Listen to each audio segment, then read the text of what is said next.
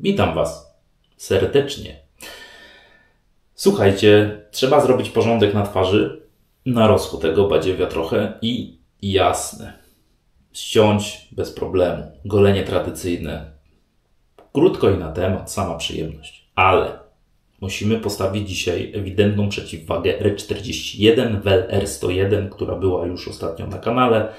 Jak ktoś nie widział, zapraszam. Słuchajcie. Tam w czarno-biały, bezdyskusyjny sposób tamta maszynka rozprawiła się z zarostem. Raz, drugi. RK to jest RK. No i teraz pytanie. Kto mógłby stawić czoło? Kto mógłby być przeciwwagą? No mam taką maszynkę.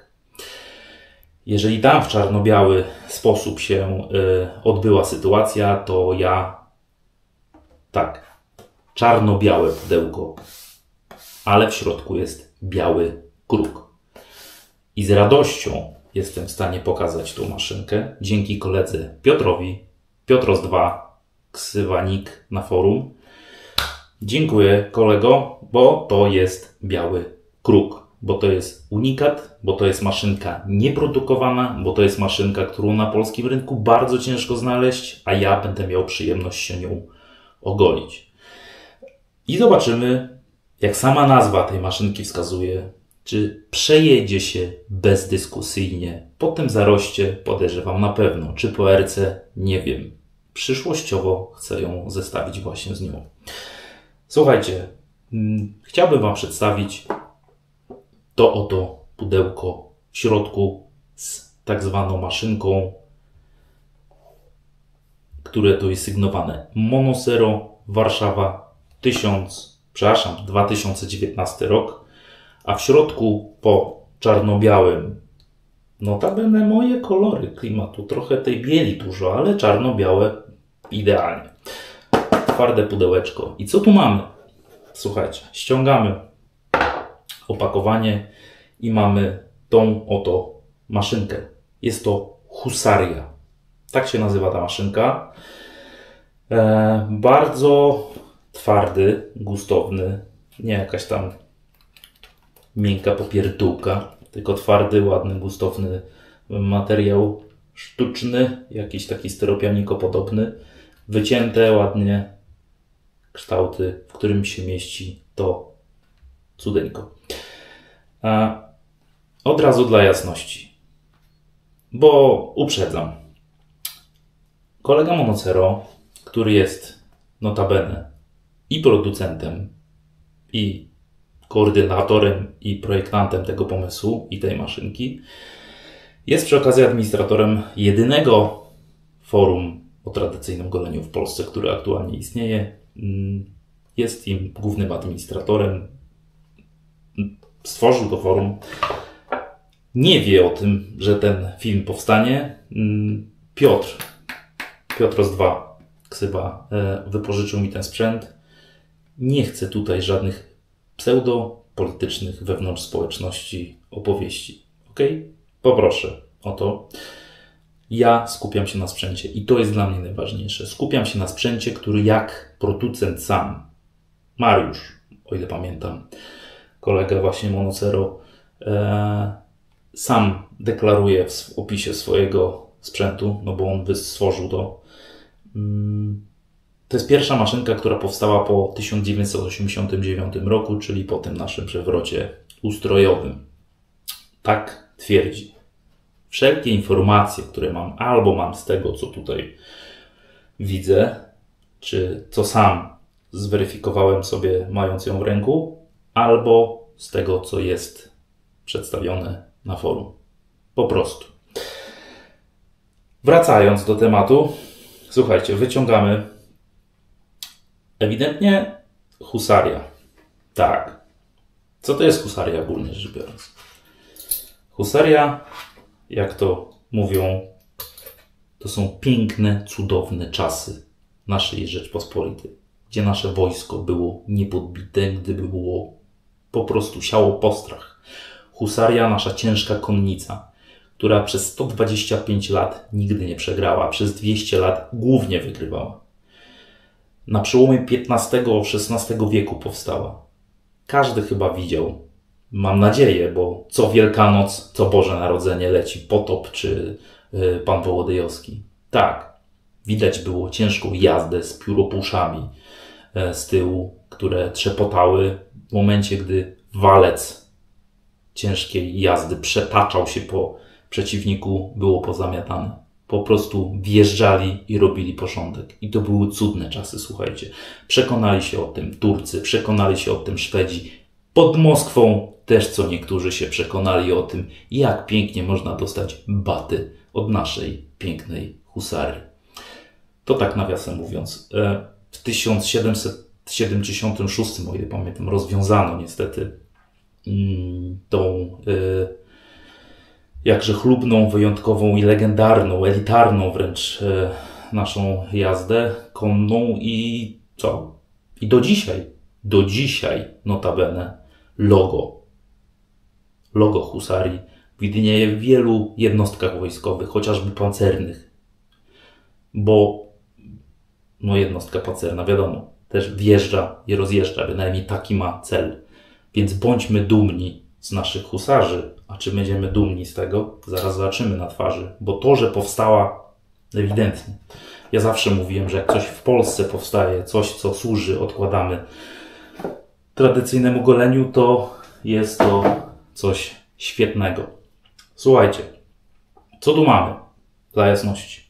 Piękny stojak, bo notabene ciężki. Jest to przy pomocy obróbki skrawania stworzona maszynka ze stali 316. Piękny stojaczek, który notabene jak skręcimy ten sprzęt, bo zaraz będziemy ją uzbrawiać w żyletkę. O, zobaczcie. Stawiamy wszystko tu idealnie spasowane. Od dołu jakby patrząc, od stojaka wygląda jak końcówka armaty z kulą. Ale jak zdejmiemy stojak, no to mamy kopię husarską. I notabene takie było założenie tej rączki. Uchwyt, przewężenie, jak to... No chyba każdy widział, przepraszam najmocniej, jak wygląda przynajmniej 6-metrowa kopia husarska. Wcześniej jeszcze, za czasów przed powstaniem husarii, też rycerze mieli kopie, gdzie ścierali się jeden na drugiego, żeby zdjąć go po prostu z siodła. I chyba każdy wie, że tu jest utrzymanie, tu jest długość, a tam jest czoło kopii, które robiło porządek. I tu też mamy czoło zwane głowicą maszynki. Słuchajcie, tutaj jest taka moletowanie okrężne, bardzo ładnie to wygląda. Notabene, z tego co przeczytałem, też wstęga, którą były opleciane właśnie wszelkie kopie, żeby ładniej to wyglądało, żeby robiło lepszy efekt, żeby być dumnym z takich właśnie naszych sił zbrojnych. Słuchajcie, co tu mamy? 100 gramów z tego, co zważyła moja waga, sprzętu idealnie stworzonego. Widać tutaj każdy jeden detal idealnie zrobiony. Obróbka skrawania na maszynach to jest wytworzenie, ale z tego, co widziałem, ręcznie, absolutnie ręcznie przez Mariusza realizowana polerka. Czemu? Żeby później nadać temu satynkę. Ten sprzęt jest satynkowy. Jak sami widzicie, to nie jest głęboki połysk. I ten sprzęt to jest wersja mix, czyli otwarty grzebień, zamknięty grzebień. Głowica, tak jak patrzę, no jest potężna, że tak powiem, przestrzeń między czapką a głowicą. 1,4 gap. Żarty się skończyły. Ale w momencie, gdy jest to husaria, w momencie, gdy jest to bezkompromisowa jazda bez trzymanki, to tak być powinno, skoro nawiązujemy do tych, którzy po prostu przejeżdżali się jak walec po wszystkim.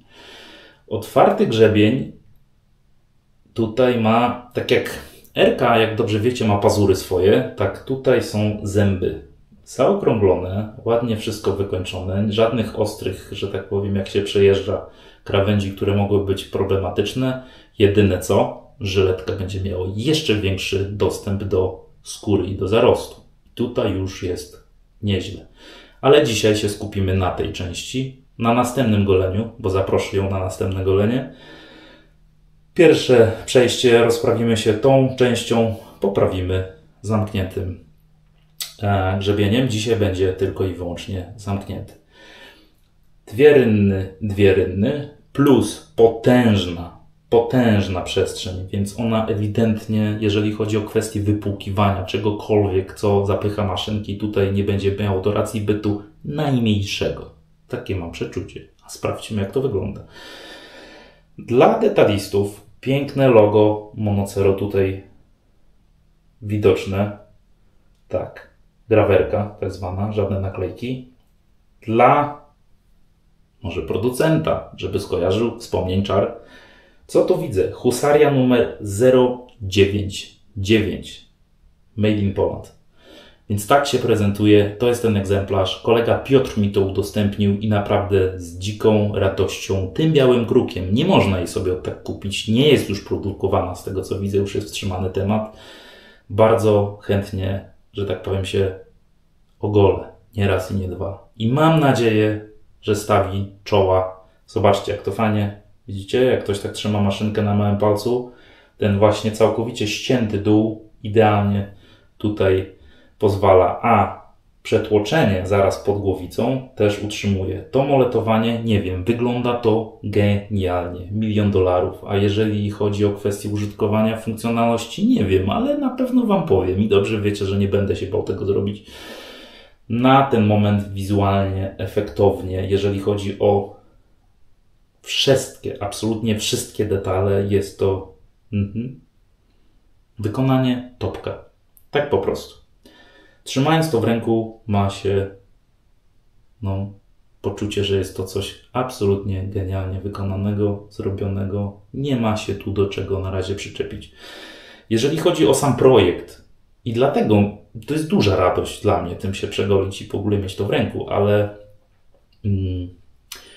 to nie tylko Monocero i Mariusz w tym uczestniczył. Tutaj z tego, co czytałem na forum, w projekcie całym, transparentnie, od samego początku do końca był realizowany. Od projektu, przez prezentację projektu, po testy. Notabene to nie był klimat taki, że po prostu ktoś sobie tutaj stworzył projekt, zwroił maszynkę, wycenił, poszła w świat, golcie się albo płaćcie. Nie. W projekcie tego ogólnie rzecz biorąc uczestniczyła masa golących się golarzy i z forum golarzy.pl i spoza. I z tego co widziałem, wtedy nie było mnie jeszcze na golarzach dla jasności, więc nie bawię się tu w jakiś kryptosponsoring, kryptoreklamę i inne bzdury. Bardzo dużo golących uczestniczyło w momencie oceny projektu. Kilka pozycji o różnych, podejrzewam, tak mi się wydaje, charakterystykach po różnych osobach funkcjonowały i tam goliły różne zarosty. Tam przeróżne obiektywne oceny każdego z nich. To znaczy obiektywne, subiektywne, bo każdy ma swoją, że tak powiem, ocenę. Ale było to na tyle transparentnie i obiektywnie przekazane, że każdy mógł bez problemu pokazać, co czuje, jak czuje, czemu czuje. I wielu kolegów już wcześniej, wiele lat temu, na momencie projektu, na momencie przedprodukcyjnym, ostatecznym, tutaj notabene gap było wiele mniejszy, chyba 1,21, o ile się nie mylę, zanim właśnie ten ostateczny powstał, bo tak stworzono, określono opinię o niej, że ma być mocniej, głębiej i bardziej jakościowo. Skoro Husaria, niech jedzie. I tym bardziej bardzo się cieszę, że mogę jako już efekt finalny Twojej Mariuszu, a przede wszystkim wszystkim, którzy uczestniczyli w tym projekcie, Waszej pracy, największej Mariusza, wiadomo, ocenić, opiniować, poczuć, zrozumieć i się po prostu ogolić tradycji. Słuchajcie, pakujemy co? Jak nieopisana persona ze Stanów. Ma być ostro i ma być na tyle łagodnie, jak się da. Słuchajcie, jeszcze, żeby było ok. 2 piny okrągłe. Ładnie tutaj, żadnych frezów i tak dalej. Nic. Czemu? Bo to jest satynka. Tu wszystko jest pokryte. Tutaj 2 długie, takie bardzo ładne. elementy, które podtrzymują bardzo sztywno czapkę i podkładka. Czemu podkładka? Bo tutaj jest idealnie spasowana rączka i mając taką głowicę, szaleństwem by było kombinować z innymi rączkami. Ale każdy robi co lubi. Słuchajcie, z tego co widzimy, absolutnie idealnie równo leży żyletka, co nie zmienia faktu, że tutaj żarty się kończą. Naprawdę. Pięknie wystająca ekspozycja, dodatnia, stała według producenta i co ciekawe, robi wrażenie. A jakie wrażenie zrobi na twarzy? Zaraz się dowiemy. Pakujemy sprzęt do wody, niech się rozgrzeje. Jeżeli rozmawiamy o projekcie stworzonym na forum golarze.pl, no to nie mogło być innego pędzla niż forumowy Dzik od pani Zofii. On już się moczy jakiś czas, troszkę został odstawiony. Ostatnio mi mówi, co ty to snowy, co ty se jaja robisz, no ile będę czekał na golenie. Proszę, nie ma problemu, zapraszam do akcji. Jeżeli chodzi o czarno-białe golenie, kolejny biały kruk, już nie z Polski, ale na koniec wam coś powiem. Co będzie w następnym goleniu? Każdy jeden detal będzie polski. Nie na koniec, już teraz wam powiem. Każdy jeden detal, bo chcę, żeby huseria było dzisiaj w roli głównej, a następne golenie będzie typowo polskie golenie. Od pędzla, przez miskę, przez maszynkę, przez mydło, po aftershave. Typowo polskie. Zasługuje na to. W końcu husaria. Ale dzisiaj biały kruk, jeden i drugi, czyli lotur, czyli czarno-białe golenie, czyli świetny poślizg, fantastyczne właściwości, znowu pozycja, która niestety już nie istnieje na rynku. Pamiętacie? A jak nie pamiętacie, zapraszam. Odcinek przedstawiony, tam jest wszystko czarno na białym. Tak jak dzisiaj czarno na białym albo biało na czarnym, tu wszystko jest w klimatach jakże przyjemnych. Tylko pędzelek zielony. Golarze. Forumowy pędzel, forumowa inicjatywa. Podobnie jak z tą maszynką. Chyba się zgodzicie. Słuchajcie, przetłoczony do drewnianej miseczki z Goodfellow Smile. Tutaj troszkę wody jednak wrzucimy, bo lotur ostatnio już na filmie pokazał, że on chce pić. Jak dobrze wiemy, absolutnie każde mydło w momencie, gdy leżakuje na półce, szczególnie te miękkie, które mają większą zawartość wody od twardych, potrójnie mielonych mydeł, no pozbywa się. Często zobaczycie taki efekt dla młodych, że mydło w opakowaniu siada. I to nie jest dlatego, obniża swoją pozycję, że tak się wyrażę. I to nie jest dlatego, że coś się z nim dzieje, że jakieś dziadowskie, oszukane, spuścili mi tam powietrze, bo to nie chodzi o to. Chodzi o to, że pozbywa się wody, odparowuje, pracuje i to jest naturalny proces, że mydło potrafi osiąść w momencie, gdy było dużo wody, gdy było bardzo miękkie. Lotur z nałożenia na początku był taki kremowaty, teraz się zrobił zbitą masą. No i dlatego właśnie, że mydełko popracowało. Jeżeli chodzi o forumowy pędzel golarze.pl, znowu nie ma włosów. Niesamowite. Czuję się oszukany. W dużym cudzysłowie, żeby nikt sobie nie powiedział. Szczególnie inicjator Piotr i pani Zofia. Co nie zmienia faktu, że dalej nie chce puszczać mi włosów. Wypuścił wszystkie dwa kłaki i więcej ich nie ma. Produkujemy tu piękną pianę, no bo husaria, no to husaria, no ta, a ta znowu czarna łopata musi się tutaj uzewnętrzniać. Jak w sumie czarno-białe klimaty, to też chcę zabłysnąć, no co? Też chcę zabłysnąć na filmie. Ma parcie skubana na szkło. Więc tak to wygląda, słuchajcie. Także dzięki bardzo, Piotrze, za... Notabene kojarzycie Tatara Masamune, która rozjechała mi system swoją jakością golenia i przyjemnością. Notabene, moim zdaniem, każdy ma swoje. Maszynka, która postawiła czoło bezdyskusyjnie Hensonowi o krok, mały krok, ale postawiła. Właściciel właśnie Piotr Tatary uraczył mnie husarią produkcji Monser. Więc tak, cieszę się. Polska produkcja, polska maszynka, polska inicjatywa wśród polskich golących. Jak tu się nie cieszyć, że można się tym ogolić? I to jeszcze pierwsza, według informacji, którą uzyskałem od producenta, z postów, które realizowane i one są do dzisiaj dostępne. Całą historię maszynki, notabene jak ktoś będzie na forum, zapraszam. Masa społeczności, masa różnych zdań, masa różnych golących się, zawsze można się czegoś nauczyć, wymienić poglądy, zapytać, kupić, sprzedać. Różne są opcje. Mamy jedno forum, cieszmy się, że w ogóle jest. Tak jak cieszmy się, że możemy się golić tradycyjnie. Proste. Więc tam nadal jest cała dokumentacja. Wszystko jest czarno na białym. Mimo wielu lat cały czas widzimy, że nadal można sobie poczytać, jak powstawała ta maszynka. I tym bardziej mi było przyjemnie, że mogłem sobie przestudiować nie raz i nie dwa.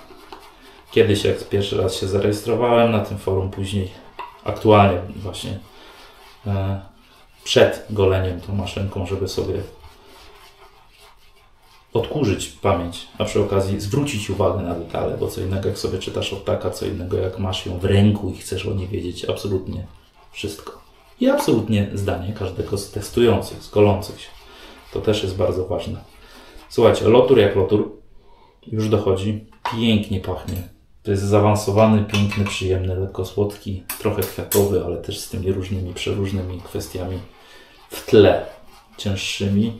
Notabene obejrzyjcie sobie film z tą loturem Namkha i będziecie mieli opis tego zestawu. Dzisiaj nie on gra tu skrzypce pierwsze, ale on musi zrobić dobre podwaliny pod konnicę ciężką. Wiecie co? Warto się czasem zagłębić w historię Polski, żeby po prostu rozumieć. Żeby zauważać, czy popełniamy, czy nie popełniamy błędów z przeszłości. Notabene mówię w współczesnych czasach. Ale no pięknie jest zagłębić się w czasy, gdy to my sialiśmy po strach, gdy to my, jak ktoś nas zaatakował, rozjeżdżaliśmy po prostu przeciwnika. Gdy husaria, która była notabene 2-3 razy mniejsza ilościowo, wjeżdżała na plac boju i, że tak powiem, nie sztuczne, tylko naturalne konie szły w ruch. Kopie poziomo kierowały się do przeciwnika i z pełną mocą rozjeżdżały po prostu wszystko, żeby później lekka konnica mogła wejść i dokończyć dzieła. To były piękne czasy, słuchajcie. To były naprawdę piękne czasy. Więc warto sobie czasem wspomnieć, że to nas się bano, a nie w drugą stronę, tak jak w współczesnych czasach, gdy technologia poszła w ruch. Słuchajcie, już powoli dochodzimy. Notabene, wiecie co? Sam, bo to wiadomo, te pióropusze jako wizytówka husarii, no to oczywiście przeciwne konie miały się bać i wizualnie, i trzepotu przy pełnej prędkości husarii, ale też no, czynnik ludzki, psychologiczny też dla innego wojska też. Nie wiem, czy widzieliście kiedyś, jak kilkanaście, kilkadziesiąt koni jednocześnie w pełnym rynsztunku zasuwa. Jest to wrażenie, jak się ziemia trzęsie po prostu, a jeszcze takie właśnie trzepotanie na wierzchach. Ja jako fascynat i współuczestniczący w tak zwanym funkcjonowaniu tej dzikiej, pięknej natury, raz w życiu wbiłem się, słuchajcie, tam było kilkadziesiąt dorosłych jeleni wiosną. Notabene jak się w moim drugim, oprócz cywilizacji domu, czyli w lesie poruszałem, właśnie wyszedłem na taką polanę, gdzie było kilkadziesiąt jeleni, dorosłych jeleni. Jeden jeleń wiemy ile ma, to nie jest kilkadziesiąt czy 100 kilo, trochę więcej. I powiem szczerze, w momencie, gdy wszystkie się poderwały naraz, no bo wiadomo, człowiek intruz, chociaż notabene nic się tam złego nie stało i dwolówki nie miałem, bo jestem absolutnym przeciwnikiem. Co nie zmienia faktu, ale aparat miałem. Co nie zmienia faktu, że jak się poderwało kilkadziesiąt dorosłych jeleni do biegu, to wierzcie mi, ziemia się trzęsła, zryły całkowicie pole, na jakim się znajdowały na granicy z lasem i to był przecudny, przepiękny widok. I teraz sobie wyobraźcie, kilkaset koni w pełnym rynsztunku, z dociążeniem, obciążeniem, ze zbroją prowadzonym przez człowieka. To musi być widok. Jak się trzęsie, jak jadą, jak rozjeżdżają. No po prostu poezja. Słuchajcie, lecimy. A nie wiem, czy widzieliście i czy wiecie, że F-35 już niedługo w Polsce, notabene pierwszy polski już wyprodukowany i już nasi piloci się tam szkolą. Wiecie, jak się nazywać będzie? Mam nadzieję, że wiecie. A jak nie wiecie, to właśnie się dowiecie. Husarz. Notabene tutaj będzie zdjęcie zasięgnięte z oficjalnego źródła. Husarz. Nawet tutaj zobaczcie, we współczesnych kanonach militarii, wojskowości F-35 ma wjechać. Myśliwiec ewidentny. Wjechać i rozjechać. To nie jest jakiś tam samolocik. Tak samo właśnie jak wcześniej wspomniane dywizje czołgowe. Słuchajcie, nakładamy lotura, bo już jest piękny, gęsty, maziowaty. Już chce się ogolić, już chce poczuć. Ale jak człowiek gada o tych pięknych czasach historycznych, o militariach, to mógłby gadać i nie kończyć. Albo o naturze. Jak widać, nawet potrafi się to połączyć. Jak się chce. Ale tutaj jest tradycyjne golenie, więc lecimy.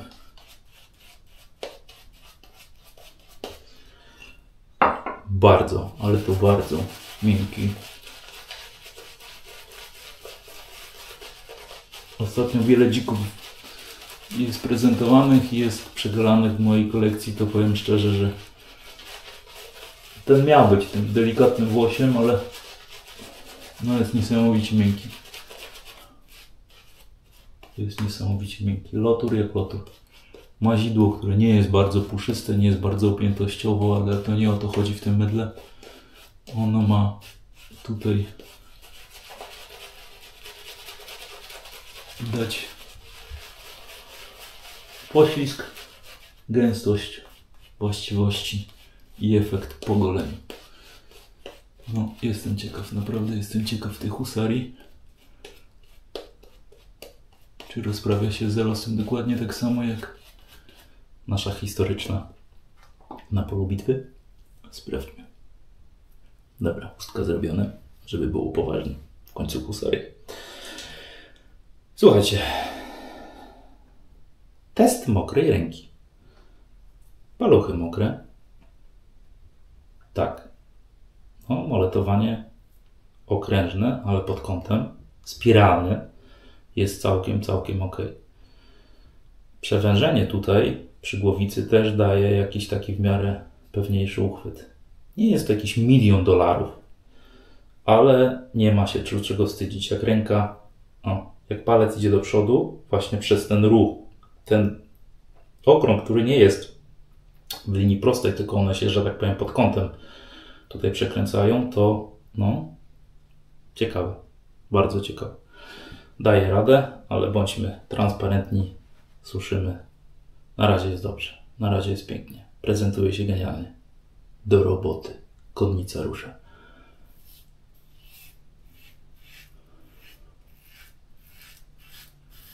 Producent twierdzi, będziemy częściej spłukiwać, no bo nie bawimy dzisiaj się otwartym grzebieniem, tylko, że tak się wyrażę, mamy single edge'a.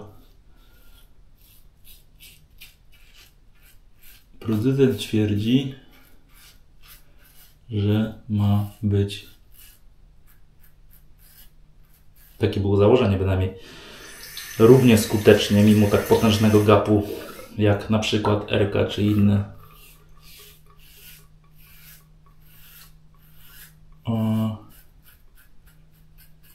zdecydowane i skuteczne sprzęty, ale miał mieć, mimo poczucia żyletki na skórze, miało być mniej drapiąco. Tak, wiem, ja nie jestem z tych, co RK drapie, ale jeżeli mogę już coś zauważyć, czuję żyletkę, czuję, że śmiga po skórze, ale nie jest tak ofensywna jak w R41. Nie jest tak bezdyskusyjnie umęczająca skórę. Nie jest tak. Jedni twierdzą, że drapie RK, drugi, że nie drapie. Tutaj nie ma tego poczucia. Także jeżeli miałbym stwierdzić, że coś jest inaczej na tym etapie. Tak, goli, to chyba widać, ale nie ma tego poczucia właśnie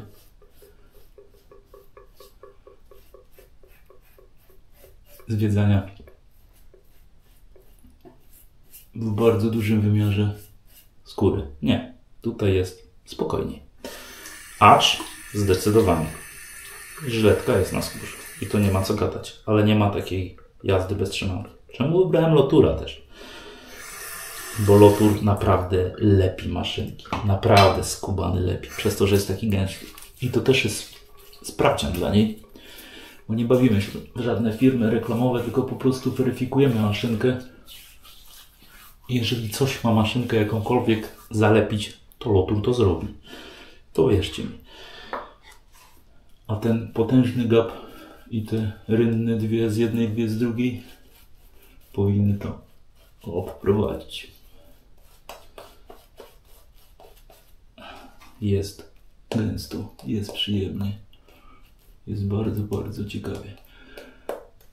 Uwielbiam, naprawdę żałuję, że ja nic nie mam do amerykańskich zestawów, bo wiecie dobrze, że je lubię, ale bardzo żałuję, że Lotur został wystrzelony z Wielkiej Brytanii do Anglii, do Ameryki i tam już jest własność, bo tak naprawdę realnie znikł z europejskiego rynku i no nie jest to dobre. Słuchajcie, 100 gramów, tak jak powiedziałem, i 92, jeżeli chodzi o długość rączki, milimetrów, bo tego chyba nie powiedziałem. Naprawdę powiem Wam, trzyma się. Przez to, że tutaj jest właśnie ta kulka, jakby końcówka właśnie kopii. Tutaj jest to przewężenie. Tutaj, no, daje radę. Naprawdę daje radę. W poprzek.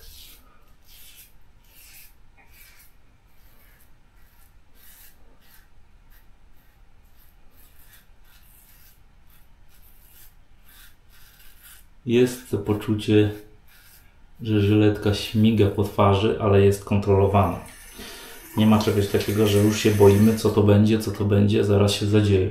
Nie. Owszem, nie wiem i wydaje mi się, że nie jest to sprzęt dla początkujących, takich, którzy pierwszy raz sięgają po tradycyjne golenie, bo zawsze będę się skupiał, że to nie są absolutnie sprzęty, czy RK, czy ta właśnie Husaria, czy Executive Outlaw. To nie są sprzęty dla początkujących, co nie zmienia faktu, że jest dobrze. Jest absolutnie większa przyjemność, co nie zmienia faktu, że jak na Hustarię przystało, skoro to jest nawiązanie, tak, żyletka zwiedza skórę. I to bez gadania. I teraz pytanie, czy ta maszynka jest w stanie odpowiedzieć, że nie musi być wielki lęk, że gap 1,4. To naprawdę żarty się kończą.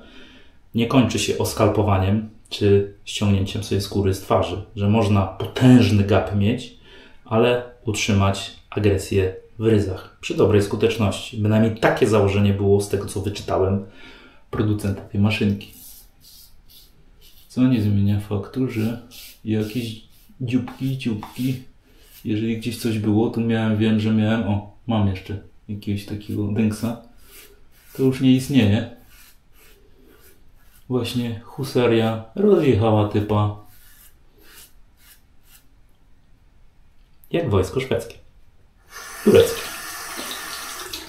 czy to ze wschodniej granicy.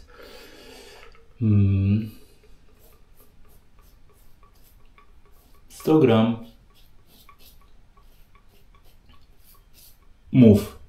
gramów utrzymane naprawdę w ciekawej konstrukcyjnie sytuacji i to naprawdę się trzyma pewnie. Nie ma tu ręków. Ta maszynka jest troszeczkę jakby nawet zdradliwa. To jest jak na polu walki.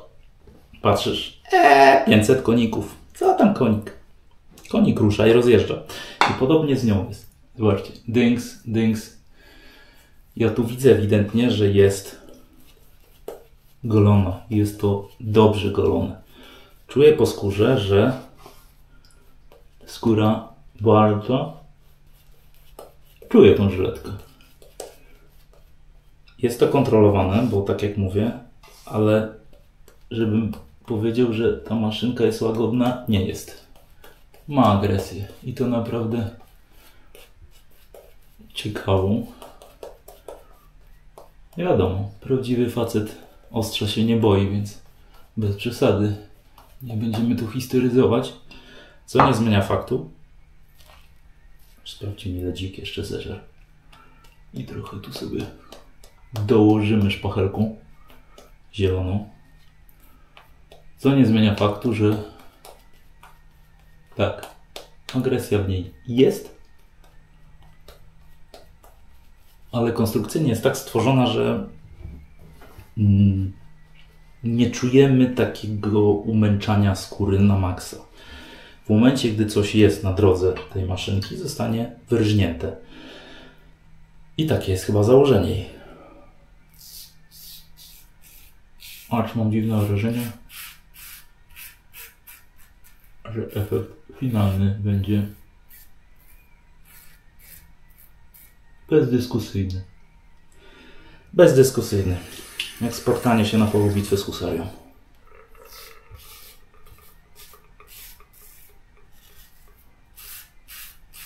Przez cały moment golenia nie mam, nawet jak mam mokrą rękę, poczucia, że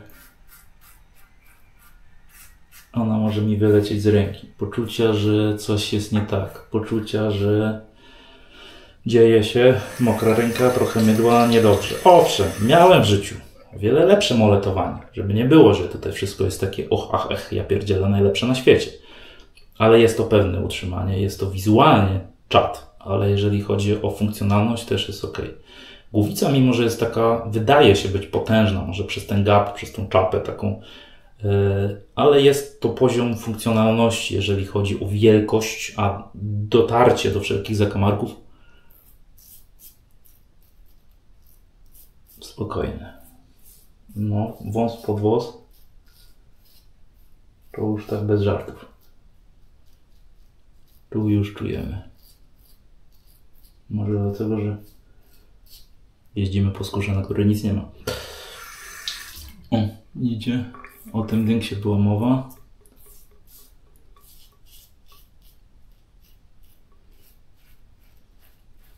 Mam takie poczucie,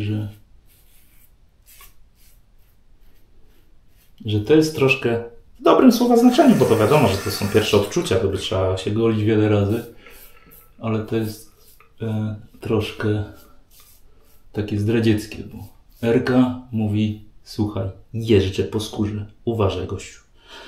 No i uważaj. Mimo prawej i techniki. Ta pani pokazuje: nie, spokojnie, z tym gapem jest wszystko ok, nic takiego się nie stało i ścinamy wszystko, co funkcjonuje na twarzy. Tu jest jej taka ciekawa cecha, wiecie? Bo to, że persona Comfort Coded to jest dobry duet z husarią, to już to widzę. O, widzicie? Tutaj cokolwiek, gdziekolwiek zostało ścięte. To jest taka niby konik, niby jeździec, niby parę piórek, a jak się ruszy, to pozamiatane. I tak znamo z nią jest. Słuchajcie, koniec. Naprawdę na pierwszy rzut oka nie taka straszna, jak ją malują. Jeżeli chodzi o kwestię golenia. Ona wygląda kosmicznie, wręcz przerażająco dla początkujących. Podejrzewam, jakby zobaczyli tą przestrzeń między czapką a podkładką w momencie, gdy wystająca żyletka mówi: już, co to jest? Spokojnie, jak na wojnie, nie?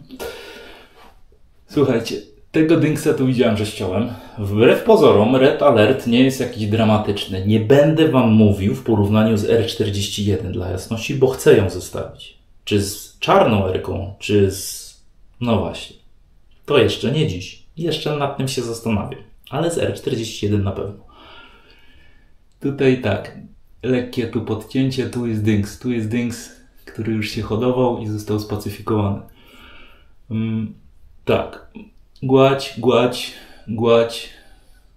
szczęka, gładź. Jeżeli chodzi o wnęki, są schowaśki, nie będę gadał, że ich nie ma, bo są. Jeżeli chodzi o dół szyi, minimalnie jakieś są. Nie jest to jakaś tam zawadiacka ilość, one się zaraz pochowają, ale są. Tu w tej szczęce są i szczerze, naprawdę ze zdecydowaniem tej maszynki nie chcę tam się zagłębiać, a dobrze wiecie, że ja nie jestem z tych, którzy po prostu orają aż, bo ja nie chcę sobie wyorać, że tak powiem, do 10. pokolenia, wystarczy, że husaria robi to do 2. Bardzo dobre golenie, bardzo przyjemne, bardzo spokojne, wbrew pozorom, nie taki diabeł straszny i pięknie to wygląda. I na tym zostajemy, słuchajcie. Czemu? Bo ja wolę mieć małą ilość schowaśków, ale zobaczcie, na szyi nic dramatycznego się nie dzieje. 1,4 gap, ogolone, z przyjemnością dała radę. Bardzo ciekawa koncepcja, bardzo ciekawa maszynka. Bardzo jestem ciekaw, co wyprawia otwarty grzebień. Chociaż tutaj tabelka, wiecie co, to nie ma takich wżerów, jakby w grzebieniu. Zobaczcie, ten grzebień jest zamknięty, tylko że on ma z tej strony taką pięknie pokazaną zębatość. Czyli takie właśnie zębki z jeszcze większą przestrzenią, jeżeli chodzi o zamknięty grzebień. Ale tak stricte to nie jest taki klasyczny, otwarty grzebień. Wygląda to świetnie, jak goli. Nie wiem. Wiem, że zamknięty grzebień jest bardzo skuteczny. Wiem, że ciekawe uczucie zniwelowania tej żyletki na skórze, ale nie zniwelowania skuteczności maszynki. Po prostu jedzie bezdyskusyjnie z wszystkim, co jest na twarzy. No i takie małe ciupki tutaj się powstają. Także tak, bezkompromisowa jakość, jeżeli chodzi o golenie. Wykonanie naprawdę pierwsza klasa. Pięknie się prezentuje i podejrzewam, że jakby w stojaku ją postawić w kolekcji tradycyjnie golących się, tak jak Piotr ją ma w swojej kolekcji, też pięknie by się prezentowała, zakładając, że to jest biały grób. No to już tym bardziej. Słuchajcie, wycieramy. Teraz troszkę sobie rozluźnimy naczynka, czym Lotur Namka. Wyciągamy dżina. Te mikrozacięcie, za chwilę nie będzie śladu po nich. Ten dynks ewentualnie może tutaj pyskować, co nie zmienia faktu, że mówię, no jeżeli jest jakiś tam zaskórniaczek, gdyby Henson go sprawił, to nie byłoby problemu. W momencie, gdy husaria wjeżdża, no to żarty się kończą. Jak BRK go wzięła, też by mu się życie odechciało. Co zrobić? Życie. Jak jest maszynka mocno zdecydowana. No i się przegrzałam. Trochę. Nagadał się. Ale nic to. My jesteśmy na końcówce, więc finalizując. Tak. Skóra w świetnej kondycji. W końcu Lotur był na skórze. Świetne golenie. Dobrze wszystko zgolone. Rewelacja. Bardzo przyjemne, bardzo skuteczne, bardzo zadziwiające wręcz wbrew pozorom. Wizualnie też się wszystko zgadza. Słuchajcie, zapraszamy husarię na następne golenie. Już będzie dwustronnie, to jest raz. Zapraszamy husarię z typowo polskimi, dobrymi, świetnymi, zobaczymy, produktami. Więc niech ma polska maszynka polskie środowisko goleniowe wokół siebie i na następnym goleniu sprawdźmy, jak jedna część z drugą częścią daje sobie radę. Czy jeszcze bardziej skutecznie, czy kolejny cypek do zgolenia już niedługo, już na następnym goleniu. A ja Wam dziękuję bardzo. Miłego popołudnia życzę. Cześć.